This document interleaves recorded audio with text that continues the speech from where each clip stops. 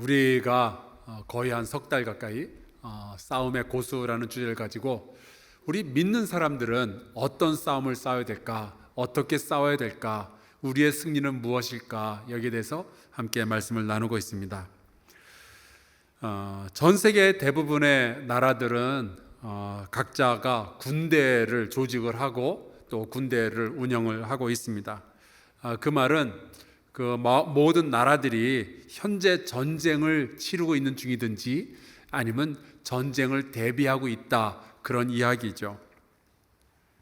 우리나라에서도 최근에 많은 무기들을 구매를 하거나 또 개발을 하면서 이런 이야기가 나왔어요. 우리가 전쟁 준비를 하는 이유는 전쟁을 하지 않기 위해서 그러는 겁니다. 얘기를 들어보니까 그 말이 맞는 것 같아요.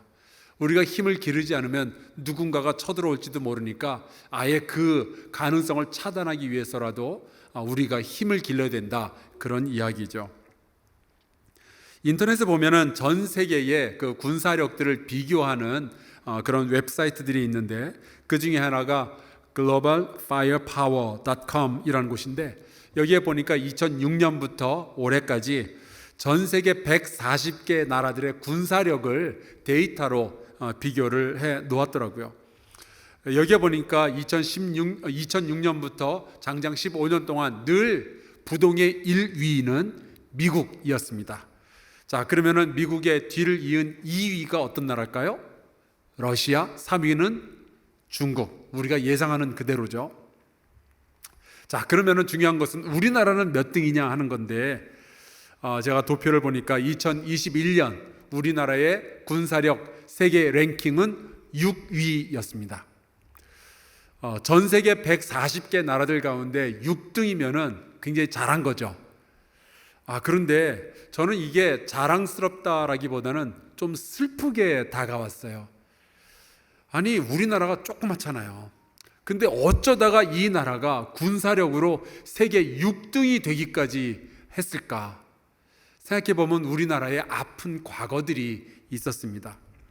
특별히 우리 주변에 있는 두 나라가 굉장히 큰 이유를 차지하고 있죠. 북한 그리고 일본. 제가 북한을 알아봤는데 요즘 핵탄두도 만든다 그리고 장거리 미사일도 만든다고 그리고 그래서 굉장히 좀 걱정스럽죠. 다행히도 북한은 군사력 세계 28위입니다. 만약에 전쟁이 일어나면은 그러면 안 되겠지만 아마도 대한민국이 이길 확률이 굉장히 높다라는 거죠. 그래서 우리가 전쟁 억지력이 있다라고 이야기를 합니다. 여러분, 누가 뭐래도 평화 통일이 제일 좋은 겁니다. 일단 전쟁이 한번 일어나면요, 누가 승자고 누가 패자고 이 의미가 별로 없어요. 그냥 쫄딱 망한 나라와 조금 덜 망한 나라, 그 둘만 남게 되는 거죠. 그러니까 여러분, 대한민국의 평화를 위해서 계속 기도해 주시기를 부탁합니다. 재미있는 것은 저 웹사이트를 들여다보니까 대한민국과 북한의 이 군사력을 조금 더 깊이 비교를 해 놓은 그 그래프가 있었어요. 여기에 보면 이제 세 개가 나오는데 제일 위에 있는 것이 군대 갈 나이에 놓여 있는 젊은이들의 숫자입니다. 둘 다 비슷하더라고요. 42만 명씩. 그런데 그 중간에 나와 있는 그래프는 보면은 현역 군인의 숫자, 여기에서는 대한민국이 많이 밀리고 있어요. 북한이 130만 명, 그리고 남한이 60만 명, 우리가 2배 이상 밀립니다. 그런데 어떻게 우리나라의 군사력이 북한보다 훨씬 강한가? 그 이유 중에 하나가 제일 마지막 아래에 나와 있는 그 그래프인데요. 빨간색이 훨씬 많이 있죠. 저게 뭐냐면은 예비군이에요. 북한은 예비군이 60만 명, 그리고 남한은 남한은 자그마치 310만 명. 저는 사실 저 데이터를 보고 좀 놀랐어요. 저도 예비군을 다녀와 봤지만 또 우리 예비군 다녀오신 남자분들은 아시겠지만 과연 그 예비군을 두고 군사력이라고 말할 수가 있는가? 늘 이게 바지 주머니에 손 찔러 놓고 껌 씹으면서 이렇게 졸고 있고 그러는데, 근데 북한의 입장에서는 그게 아닌가 봐요. 저 사람들이 왜 훈련받으면서 졸고 있을까? 그것이 과연 군기가 없어서 그런 건가? 아니면은 전쟁에 자신이 있기 때문에 그런 건가? 이거를 모르니까 북한의 입장에서는 굉장히 좀 위협적으로 느끼는 거죠. 우리 대한민국의 향토 예비군 여러분, 여러분이 북한을 찍어 누르고 있다는 이 사실을 믿고 자부심을 가지시면 좋겠어요. 그리고 또 하나 궁금한 게 일본이라는 나라입니다. 일본은 참 독특한 나라인데 전 세계의 3대 군사 강국 미국, 러시아, 중국과 실제로 전쟁을 벌인 유일한 나라예요. 심지어 러시아와의 전쟁 그리고 중국과의 전쟁에서는 이기기까지 했습니다. 저의 개인적인 생각입니다마는 이 일본이라는 나라는 어떤 그 목적만 하나 만들어지면은 어느 나라와도 전쟁을 할 나라일 것 같아요. 특별히 우리나라가 조금만 약점 보이면은 언제든지 치고 들어올 수 있을 것 같다라는 느낌을 늘 가지게 됩니다. 역사적으로도 이미 임진왜란도 있었죠. 정유재란도 있었죠. 심지어 오래 전에는 대한민국을 식민지로 삼기까지도 했잖아요. 이 일본이 몇 년 전만 해도 대한민국보다 이 군사 랭킹이 한 단계 아래였는데 이 아베 정권 시절에 무기를 잔뜩 개발하고 또 구매하고 그랬더라고요. 그래서 지금은 우리보다 한 단계 위에 있습니다. 우리가 6등, 일본이 5등이에요. 물론 그 차이가 0.0031, 굉장히 좀 미미한 차이이지만 여러분 그래도 일본은 약간 좀 이렇게 안심이 안 돼요. 그렇다고 우리가 싸워야 되겠는가? 아니죠. 절대로 싸우면 안 되죠. 여러분 이웃나라 일본과 우리가 평화롭게 공존하고 또 서로 돕는 아주 좋은 관계가 될 수 있도록 여러분께서 계속 기도해 주시기를 부탁합니다. 이거 우리 한국교회가 기도해야지 누가 그 기도를 하겠어요. 그런데 이렇게 각 나라의 군사력을 비교할 때요, 군대의 크기보다 더 중요하게 여기는 것이 있습니다. 그거는 어떤 무기를 가지고 있느냐 하는 거예요. 그래서 이제 요즘 우리나라도 새로운 무기 개발이나 여기에 대한 이야기가 심심치 않게 뉴스에 올라오곤 합니다. 얼마 전에는 대한민국이 개발한 그 전투기 시제품이 나왔다 하면서 떠들썩하더니 지난주에는 잠수함에서 발사되는 미사일 개발이 성공적으로 완성되었다 그러면서 막 뉴스에 나오고, 지금 사진에 보이죠? 저 뉴스에 나오고 그랬어요. 나라들마다 전쟁을 할 때마다 사람들은 무기를 개발하고 또 무기를 구매하고 또 우리에게 이런 무기가 있다라고 자랑을 하죠. 자, 그렇다면은 우리 믿는 사람들이 이 인생을 살아가면서, 세상을 살아가면서 여러 가지 다양한 싸움을 접하게 되는데 과연 그때 우리는 어떠한 무기를 사용을 할 수가 있을까? 물론 성경에 보면은 기도도 역시 우리의 무기가 될 수 있고 하나님의 말씀도 우리의 무기가 될 수 있다고 이야기를 하죠. 하지만 우리의 싸움이 혈과 육에 대한 것이 아니라고 하는데, 공중의 권세 잡은 자를 대항을 하고 있는 것이라 하는데, 과연 우리는 어떠한 무기를 들고 이 싸움에 나가야 할까? 사실 성경에 보면은 무기에 대한 이야기가 종종 등장하고 있습니다. 아담과 하와가 에덴 동산에서 선악과를 따먹었을 때 하나님께서는 그 두 사람을 에덴 동산에서 쫓아내시고요, 그 에덴 동산을 천사로 하여금 두루 지키도록 만드시죠. 여러분, 그때 그 천사들이 들고 다니던 무기가 있었어요. 혹시 그게 뭔지 기억하십니까? 화염검이에요. 불칼을 들고 그곳을 지키게 되죠. 또 역사가 시간이 흘러서 이스라엘 백성이 출애굽을 한 뒤에 이제 가나안 땅을 정복을 할 때 그 시기가 마침 청동기와 철기가 이게 겹쳐지는 그러한 시기였습니다. 그때 이스라엘 백성은 여전히 청동기 무기를 들고 있었는데, 가나안 족속들, 이제 이스라엘이 정복해야 되는 그 땅의 족속들은요, 이스라엘이 아직까지도 가지지 못했던 아주 신무기를 가지고 있었어요. 그게 사사기 4장에 나와 있습니다. 제가 읽어볼게요. 야빈 왕은 철병거 900대가 있어 20년 동안 이스라엘 자손을 심히 학대하였으므로 이스라엘 자손이 여호와께 부르짖었더라. 이스라엘 백성은 아직까지도 청동기 문화 가운데 있는데 이 가나안 족속은 철기 문화가 시작이 된 거예요. 그래서 철병거, 요즘 말로 하면은 최신식 무기를 장착을 하고 있었던 거죠. 그래서 이 이스라엘은요, 무기가 너무 다르니까 이길 수가 없었던 거예요. 사울이 이스라엘의 첫 번째 왕이 되었을 때도 여전히 이스라엘은 청동기 문화에서 많이 벗어나지 못한 상황이었습니다. 그 당시 철을 다룰 수 있는 기술은 가나안 족속 가운데 몇몇 족속 그리고 블레셋 족속만 가지고 있는 아주 특별한 최첨단 기술이었어요. 심지어 이 이스라엘은 무기를 가지지 못한 정도가 아니라 그 무기조차도 몇 명밖에 가지고 있지를 못했습니다. 제가 이 구절을 한번 읽어드릴게요. 사무엘상 13장 22절. 싸우는 날에 사울과 요나단과 함께한 백성의 손에는 칼이나 창이 없고 오직 사울과 그의 아들 요나단에게만 있었더라. 군대가 모였어요. 전쟁을 하기 직전이에요. 근데 무기는 두 사람밖에 없는 거예요. 나머지는 그럼 뭘 가지고 있었을까? 돌, 곡괭이, 호미 이런 거 들고 나타난 거죠. 그래서 성경을 보면은 이들이 무기가 변변치 않으니까 이러한 싸움에서 전쟁에서 이기기가 너무 힘이 드는 거예요. 감사하게도 그때마다 하나님께서 도와주셔서 전쟁에서 이기긴 했지만 이스라엘 백성들이 생각을 합니다. 우리에게도 무기가 필요하구나. 그러면서 시간이 흘러가면서 점점 더 이스라엘도 이 세상에 그럴듯한 무기 체계를 갖추기 시작합니다. 그래서 성경에 보면은 나중에 창을 던졌다든지 양날검을 휘둘렀다든지 혹은 활을 쏘았다든지 하는 이야기들이 이제 등장하게 되는 거죠.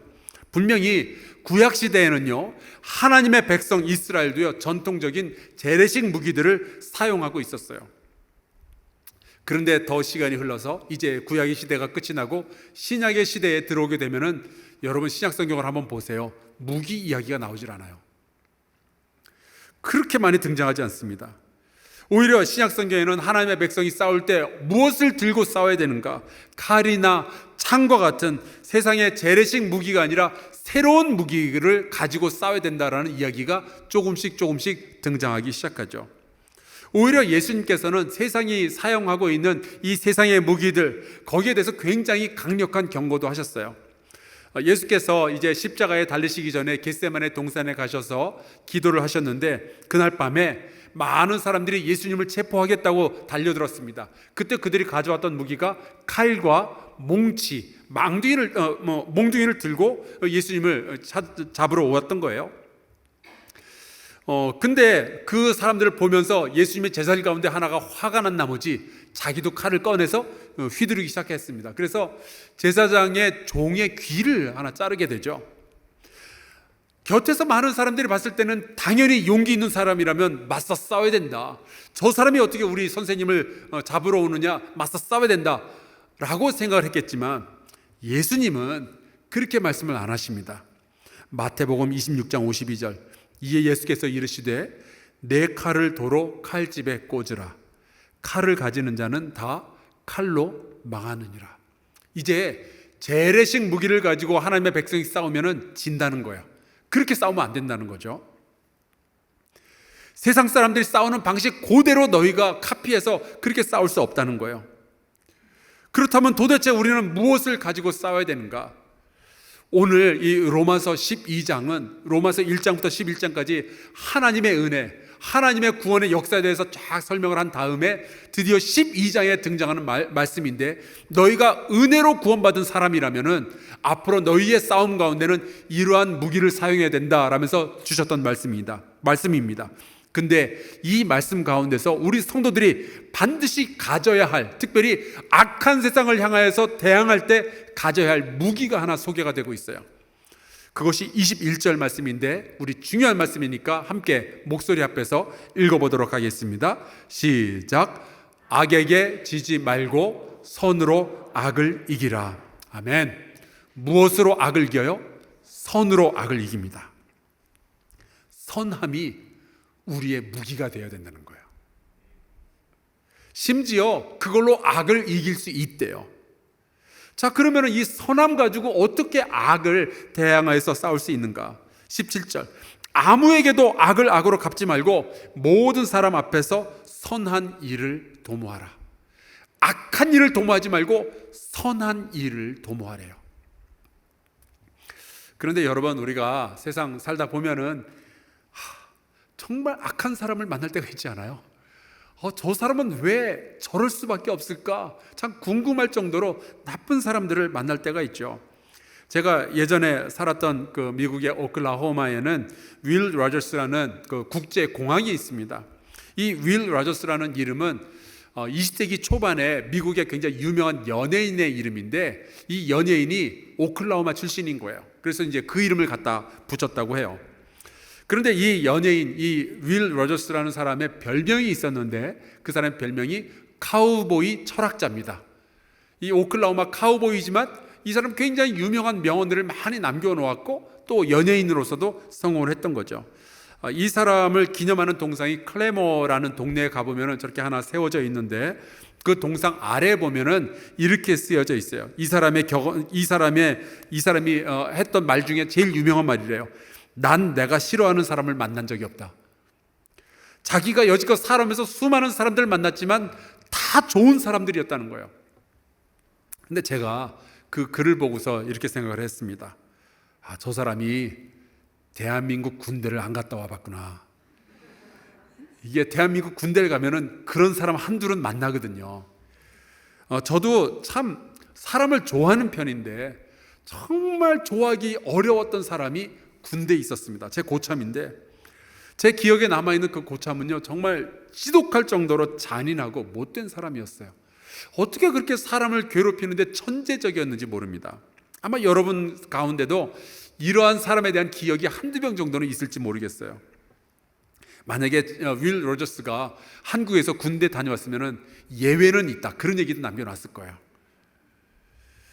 우리가 살아가는 내내 정말 좋은 사람들하고만 만나서 좋은 관계만 계속 유지하다가 죽으면 좋겠는데, 현실적으로 그게 불가능하다는 것 우리가 다 알고 있습니다. 우리가 예수를 믿으면 늘 좋은 사람들하고만 만날 수 있도록 해달라고 기도를 하지만, 실제로 살펴보면 예수를 믿는데도 참 나쁜 사람들을 만날 때가 있어요. 어떻게 저렇게 악한 생각을 가지고 악한 말을 하며 악한 행동을 할 수 있을까? 참 궁금해질 정도로 나쁜 사람들을 만날 때가 있죠. 우리의 연약함, 또 우리의 악함 때문에, 혹은 누군가의 실수 때문에 우리는 사람들과의 관계가 막 틀어질 때도 있고요, 또 그 틀어진 관계 때문에 아픔을 느끼고 고생할 때들이 참 많이 있습니다.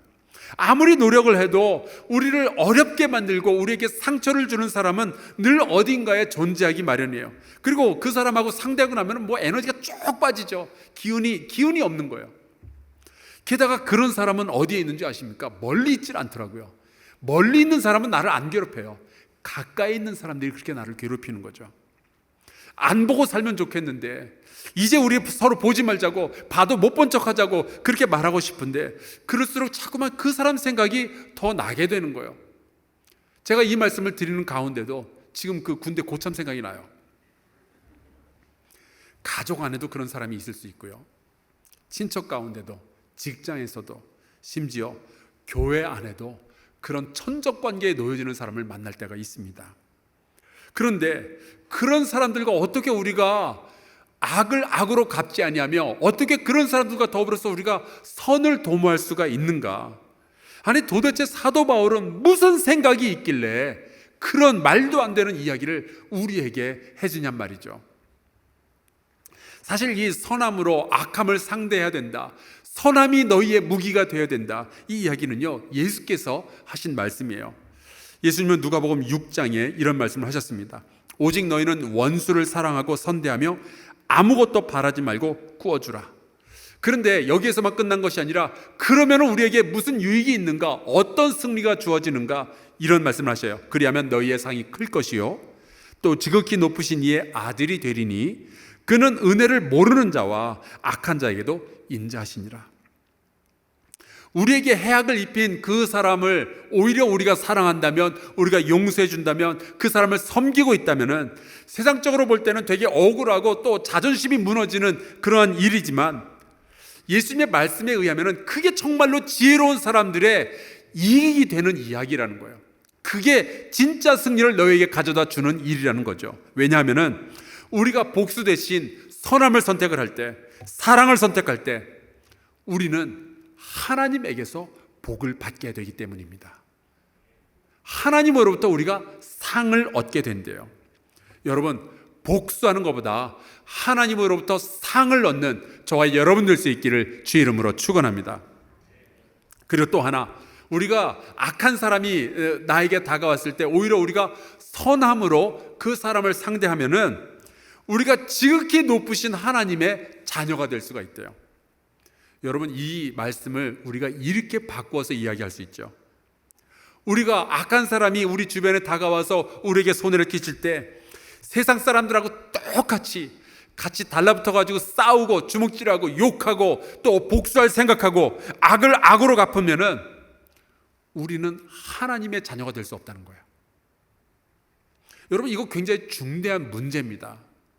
우리가 그런 이야기를 해요. 나는 예수 믿는다고. 그러니까 예수 믿으니까 우리가 구원을 얻는다고. 우리가 다 그렇게 믿고 있어요. 그런데 예수는 믿는다면서 예수의 말씀은 못 믿겠다는 성도들이 있죠. 오늘 여기에 보면 예수께서 그렇게 말씀하셨어요. 용서하라고, 사랑하라고. 그러면 너희가 하나님의 자녀가 될 수 있다고. 우리가 용서하지 못하면 하나님의 자녀됨의 그 권세까지 포기하는 중대한 일이 벌어지게 되는 거예요. 하나님은 우리의 아버지시며 그 하나님은 어떤 사람에게 은혜를 베푸시느냐? 은혜를 모르는 자, 그리고 악한 자. 여러분, 우리도 보면은 은혜를 모르는 사람들이 수두룩하게 많이 있잖아요. 그러면 그들에게 과연 우리는 그래 한번 너도 당해봐라 그래야 될 것인지, 아니면 여전히 우리는 그들에게 선함으로 다가가야 될 것인지 우리가 생각을 해봐야 되는 거죠. 요즘 교회가 굉장히 많은 공격을 당하고 있어요. 정말 말도 안 되는 그런 모략을 당하고 있죠. 때로는 우리가 이렇게까지 당하면서 살아야 되나 싶을 정도의 욕을 먹고 있는데, 여러분, 그렇다고 해서 우리 교회가 싸움꾼이 되면 안 돼요. 우리는 여전히 선함으로 이 세상의 악을 이겨야 되는 그리스도의 공동체가 되어야 하는 것이죠. 여러분, 우리의 싸움은요, 이 세상의 경쟁이 아닙니다. 진짜 우리가 싸워야 되는 것은 그게 아니에요. 진짜 우리의 싸움은요, 내가 마귀의 수하가 되느냐 아니면은 하나님의 자녀가 되느냐, 이 싸움이에요. 여러분께서 하나님의 자녀의 권세를 회복하는 싸움에서 승리하는 귀한 성도들 되시기를 주의 이름으로 축원합니다. 자, 그러면은 이 선함을 우리가 무기로 취하게 될 때 우리는 이 무기를 어떻게 쓰면 될까? 제일 먼저는요, 우리의 언어부터 바꿔야 됩니다. 14절 말씀을 볼게요. 너희를 박해하는 자를 축복하라. 축복하고 저주하지 말아라. 우리가 나에게 손해를 끼치는 사람, 또 악한 행동을 하는 사람들을 상대할 때 우리가 실제적으로 가장 많이 사용하는 것이 말이에요. 때로는 언성을 높이기도 하고, 때로는 욕을 하기도 하고, 또 말다툼을 하는 것뿐만이 아니라 또 주변에 있는 사람들 찾아다니면서 저 사람이 이런 일을 했다라고 이야기를 하기 시작하죠. 그럼 또 그 말이 돌고 돌아서 그 사람에게 다시 들어가게 돼요. 그러면은 이전에 없었던 새로운 싸움이 또 벌어지기도 합니다. 그런데 여러분, 그렇게 해서는 하나님의 자녀가 되는 이 권세를 누릴 수가 없어요. 우리의 싸움이 그렇게 수준 낮은 진흙탕 싸움이 아닌데, 여러분, 우리가 반드시 선함으로 악함을 이길 수 있기를 주의 이름으로 축복합니다. 선함을 강력한 우리의 무기로 삼는 그 첫 번째 방법이 우리의 언어를 분노와 저주가 아니라 축복으로 바꾸는 거죠. 그런데 이 축복으로 바꾸라고 하니까 또 그래, 너 잘났다, 잘 먹고 잘 살아라. 여러분, 이게 축복이에요, 저주예요? 보기에는 축복처럼 보이지만 내용은 저주죠.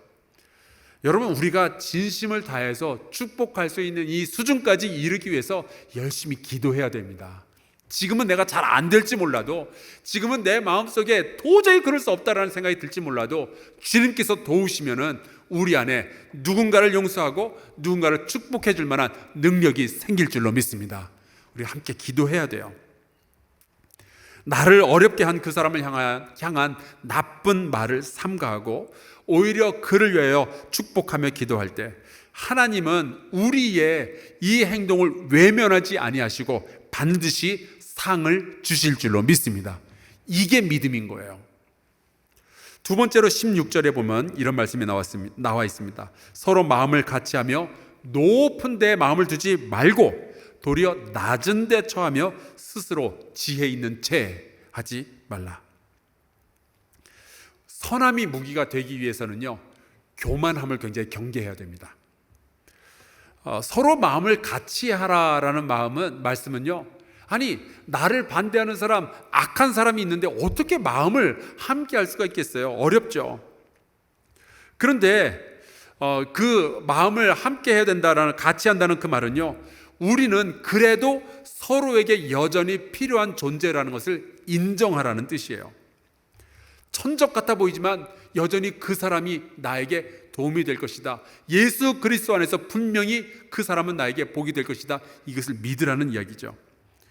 너 없이도 나는 잘 살 수 있어. 너만 사라져주면 내 인생은 더 행복할 거야. 절대로 이런 이야기 하면 안 돼요. 이건 굉장히 위험하고요, 잘못된 생각입니다.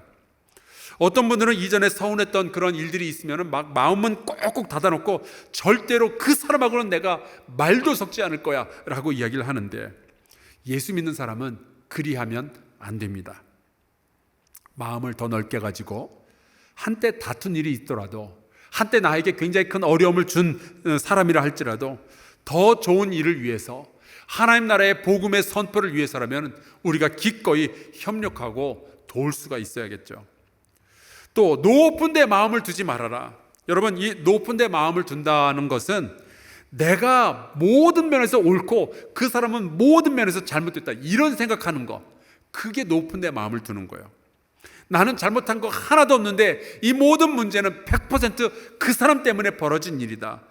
여러분, 이렇게 생각하는 거, 이게 교만입니다. 사도 바울은 이런 태도를 스스로 지혜 있는 채 하는 것이다 라고 설명하고 있는데, 여러분, 이 태도를 가지고서는요, 우리 인생의 문제 그 어떤 것도 해결이 안 돼요. 부모와 자식 간에도 이러한 태도를 어느 한쪽이 가지고 있으면 서로에게 상처만 줄 뿐이지 아무런 위로도, 아무런 회복도, 아무런 발전도 이루어낼 수가 없습니다. 부부 간에도 마찬가지죠. 형제 간에도 마찬가지예요. 이 모든 것은 너에게만 잘못이 있는 거다. 아닙니다. 제가 목사로서 지금 50여 년을 살아왔잖아요. 벌써 나이가 그렇게 됐고, 또 목회 생활을 20년 정도를 했죠. 또 수많은 사람들을 만나고 많은 대화를 나누고 많은 기도를 하고, 이 목회의 경력이 쌓여가면서 제가 깨닫는 것이 있습니다. 제가 깨닫는 것은 이런 거예요. 세상에 순수하게 나쁜 사람은 없다. 다만 우리가 알지 못하는 사연을 가진 사람들이 있을 뿐이다. 많은 사람들이 자기가 살아왔던 과정이라든지 자기가 왜 이런 말, 이런 행동을 했는지에 대한 사연을 전부 이야기를 하진 않아요. 다만 그 사건을 보는 순간 내 마음속에 분노만 일어날 뿐이죠. 근데 만약에 우리가 그들이 살아왔던 과정을 본다든지 그들이 마음속에 숨겨놓았던 그 사연을 듣게 된다면 여러분, 상황은 분명히 달라질 수 있어요. 적을 제거해버리는 것보다 좋은 것이 적을 친구로 만드는 것이다 라는 말이 있습니다. 우리가 참 나쁜 사람인 것 같지만 서로를 존중하고, 그에게도 그의 인생이 있구나, 그만의 스토리가 있구나, 이것을 존중하고 서로의 이야기를 듣다 보면은 분노가 연민으로 바뀔 수도 있고, 또 복수가 사랑으로 바뀔 수도 있는 거죠. 그때야말로 선함이 어떻게 우리 안에서 이렇게 강력한 무기가 될 수 있는지를 깨닫는 순간이 되는 거예요. 세 번째로 18절에 보면 이런 말씀이 있어요. 할 수 있거든 너희로서는 모든 사람과 더불어 화목하라. 친한 사람들과만 화목해라, 이게 아니에요. 친척들하고만이 아니라 모든 사람입니다. 여러분, 우리는 때로는 불편한 관계에 있는 사람과도 화목하기 위해서 애를 써야 하는 위치에 있어요. 우리가 하나님의 백성이니까 우리가 먼저 애를 써야죠.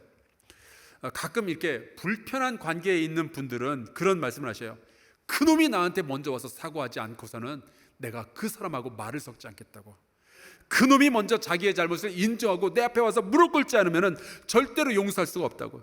제가 또 그 얘기를 듣고서는 그 말을 믿었죠. 그래서 그 사람 찾아가가지고 이분이 이렇게 얘기하고 마음이 상했는데 와서 한번 사과를 하시죠. 먼저 사과를 하셔야 이 이야기가 풀어질 것 같습니다. 사정을 해서 그분이 와서 꼭 참고서는 죄송합니다, 제가 잘못됐습니다. 그랬더니 이제는 너의 진정성을 믿을 수가 없다. 도대체 뭘 어쩌자는 건지 몰라요.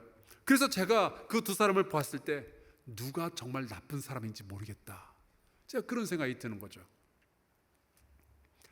우리가 주님이라고 부르는 바로 그분 예수 그리스도께서는 우리에게 복수하지 말라고, 원수를 사랑하라고, 그를 용서해야 된다라고 말씀을 하셨어요. 선함을 너희의 인생의 무기로 삼아야 된다라고 말씀을 하셨어요. 그 주님은 2000년 전이나 오늘날이나 그 말씀은 변함없이 우리에게 허락하여 주시는 줄로 믿습니다.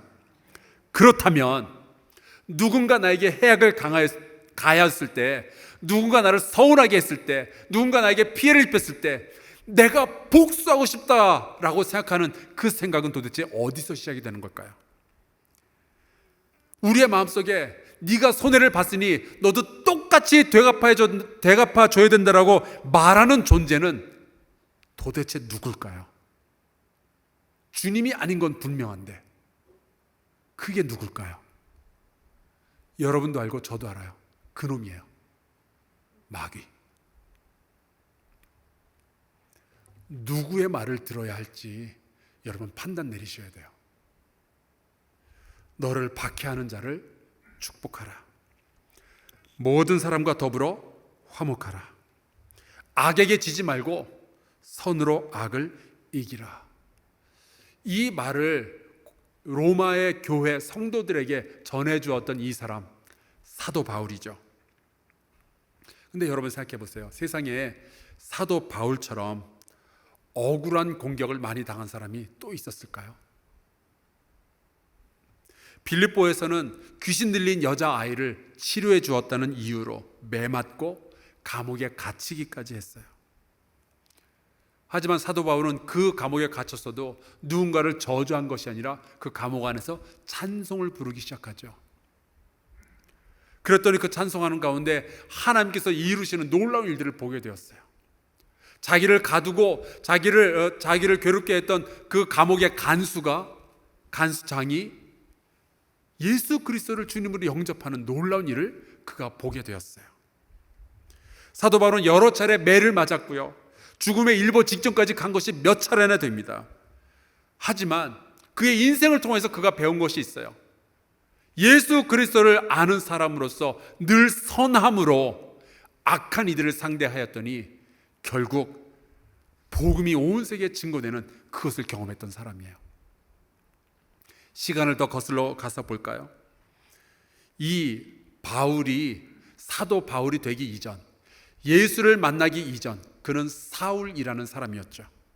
근데 그때의 사울은요, 모든 교회의 성도들의 원수처럼 행동하던 사람이었습니다. 성도들을 붙잡아서 감옥에 가두고 죽이는 일에 가담했던 사람이었어요. 그런데 그가 예수 그리스도를 만나고 나도 이제 예수 믿겠다는 이야기를 했을 때 그에 의해서 자기의 가족이 잡히거나 죽은 사람들도 있었을 텐데, 교회 성도들 가운데는. 근데 그 성도들은 바울을 받아들이죠. 교회 안에서 성경을 가르치게 합니다. 그리고 나중에는 복음을 전하는 자로 이 바울을 세워서 선교사로 파송까지 하죠. 사도 바울은 성도들의 선함이 어떻게 자기처럼 악한 사람을 하나님의 도구로 사용하도록 만드는지를 몸소 경험했던 사람이었어요. 자기가 정말 악한 사람이었는데, 성도들의 원수가 되었던 사람인데, 그 성도들의 선함이 나의 인생을 이렇게 바꾸어 넣었다는 것을 알았던 사람이죠. 그 사도 바울이 이야기한다면 우리가 들을 필요가 있습니다. 여러분, 악을 악으로 갚는 것이 아니라 선함으로 악을 이기시기를 주의 이름으로 축원합니다. 여러분, 안 갚으면요 아무것도 치유하지 못해요. 심지어 안 갚음에 성공할지라도 나를 치료할 수가 없습니다. 오직 은혜만이 우리의 인생을, 이 세상을 치유하는 줄로 믿습니다. 여러분, 근데 이게 쉽지는 않죠. 우리의 육적인 생각, 우리의 본능, 세상의 문화를 다 거슬러야만 이 일이 가능해요. 하지만 이렇게 함으로써만 우리는 하나님의 뜻에 순종할 수 있고, 이 땅에 예수 그리스도의 계절이 오게 하고 하나님의 나라를 건설할 수 있는 걸요. 자, 그렇다면 우리가 무엇을 위해서 기도해야 될지가 분명하죠. 지금은 내가 비록 연약하여서 하나님께서 내게 주신 이 선함이라는 무기를 내가 들고 싸우지 못하지만, 아버지여, 나에게 힘과 담대함을 허락하여 주사 이 선함으로 악함을 상대하게 하여 주시옵소서. 여러분 기도할 수 있기를 주의 이름으로 축원합니다. 악으로 악을 상대하는 것은 세상 누구나 다 하는 일이에요. 하지만 선함으로 악함을 상대하는 것은 오직 하나님의 자녀만이 할 수 있는 일입니다. 여러분 강하고 담대함이 바로 여기에서 필요한 거예요. 세상이 점점 악해지고 있죠.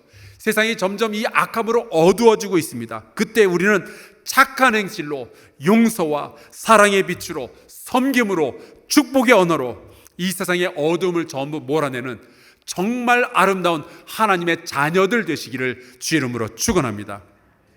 선함이 우리 모두의 무기가 될 때 하나님의 다스림이 이 땅에 임하고 하나님의 나라가 우리의 가정 가운데, 우리의 직장 가운데, 이 대한민국 가운데 세워지게 될 줄로 믿습니다. 우리 함께 찬송가 부르고 또 기도했으면 좋겠어요. 찬송가 508장 여기에 보면은 가사가 이렇게 됩니다. 주 내게 부탁하신 일이 있어요. 그게 뭘까? 화목케 하라신. 여러분 우리가 선함으로 이 땅을 전투의 장소가 아니라 화목의 장소로 만드실 수 있기를 바랍니다. 우리가 찬송하고 기도하겠습니다.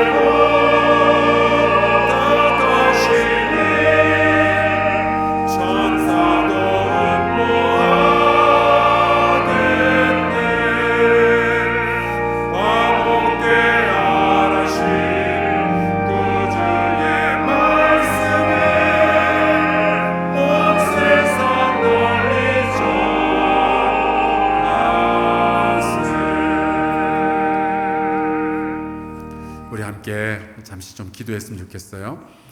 혹시 여러분 가운데 현재 불편한 관계에 놓여져 있는 사람이 있다면은 오늘 같이 좀 뜨겁게 기도합시다. 우리가 하나님의 자녀로서 용서와 사랑과 화목을 이루게 하여 주시옵소서. 하나님, 분명히 악이 우리 눈앞에 보이지만 같이 악함으로 달라붙는 것이 아니라 우리가 선함으로 이 악함을 이길 수 있도록 돌보아 주시옵소서. 세상의 모든 공기가 악함으로 채워지고 있을 때 아버지여, 우리가 그리스도의 향기를 드러낼 수 있도록 허락하여 주시옵소서. 이 세상의 악을 성도의 선함으로 이기게 하여 주시옵소서. 우리 통성으로 같이 기도하겠습니다. 하나님 아버지, 주께서 도우시기를 간절히 바랍니다. 우리가 살아가다가 참 악한 일들을 많이 보게 됩니다. 때로는 나에게 깊은 상처를 남기는 말들, 하나님 나에게 법적으로 공격해오는 사람들, 하나님 내가 좀 큰 손해를 당하게 되는 경우들, 하나님 이러한 일들을 보게 되면서 아버지 내가 어찌할 바를 몰라 하나님 두려워할 때가 있습니다. 네, 하나님 우리가 주님 앞에 구하옵나이다. 아버지여, 선함으로 악함을 이기게 하여 주시옵소서. 하나님 내 안에 예수 그리스도의 마음이 가득히 담겨질 수 있도록 허락해 주시고, 언젠가 용서할 수 있도록 주님 우리에게 담대함과 용기를 허락하여 주시옵소서. 아버지 하나님께서 붙잡아 주시기를 간절히 소원합니다. 내 주여 역사하여 주시옵소서.